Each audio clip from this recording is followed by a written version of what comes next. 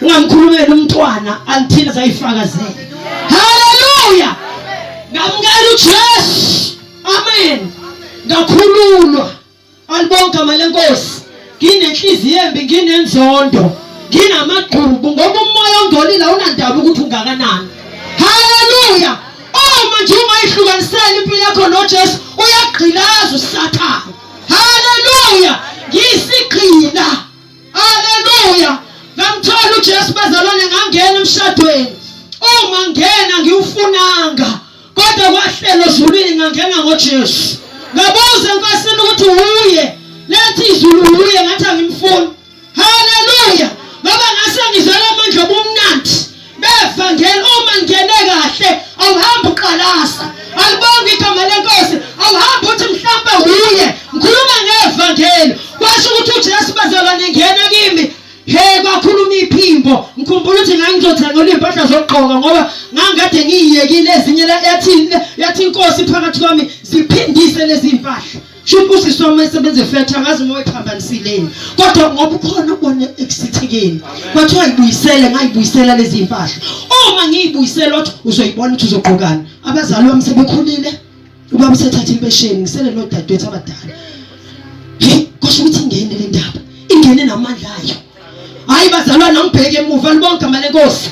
Ngenza yonke into kusundisiwe izitsha sikhona singamantombazana. Wena uthe usindisiwe izitsha igcwele kanje. Kwabiza ukuthi ngenze noma ngasetshela sekukhona umkhusi.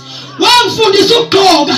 Ngikhumbula ukuthi ngangena eSales ngithi ngiyobheka ingubo engizoyigqoka. Yena lo kade ngidumile sethi asambe. Alibonga igama lenkosi. Ngathi mangene kwakhona ingubo eyinembobo emhlane. Haleluya. Inkosi yakhuluma, uwe nje onenkani ongafuna ukulalela uJesu.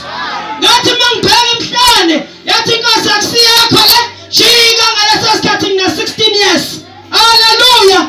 Inkosi kwazi ukukhuluma enganeni ngayeka kanjani umdala. Ngakhuluma kusenenhlanhla wathi awungizwa.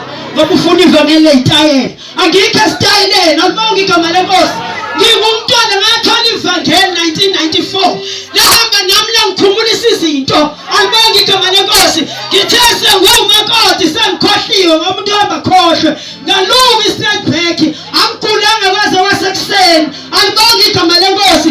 Wathi umyeni nalezi zinto enibiyeni ilunge ngoba ngangincengo umyeni.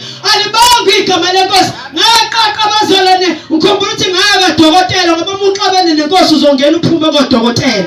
Haleluya. Ngikhumbula ukuthi ngaqaqa ekseni ngoba kugcina konke ngizoba nehlaka. Amen bazalwane. Ngoba ivangeli lishunyelwe endaweni zonke. Kuya nawe ukuthi indlebe yakho yenza ibe khuni yini.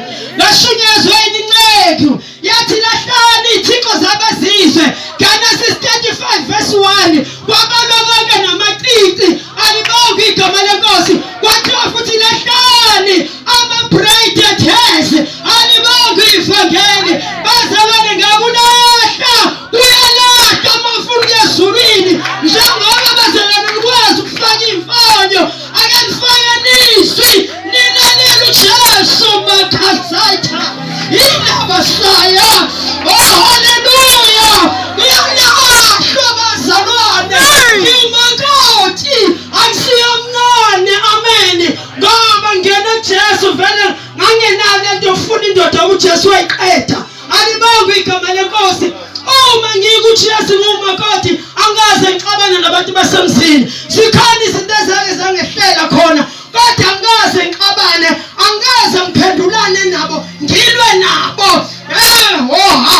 Ngoba khona le ndoda engenile angihambe ngesonto ukuthi ngithini. Kodwa lo wakhuluma kimi ngisenenhlanhla ngihamba ngaye. Alibonga igama lenkosi. Ngikhumbula ukuthi ngelinye ilanga ngikhonza nabanye bazalwane inkosi ithi angitshela inceke yethu ukuthi ake kusile ukudla. Yathi uthe uNkulunkulu ngoba yini. Amen. Inkinga uma uzobamba isikhundlo uye kubamba uJesu bazalwane ikhazi lokugcina. Jesus is coming back. Hlukana nezinto zabezizwe.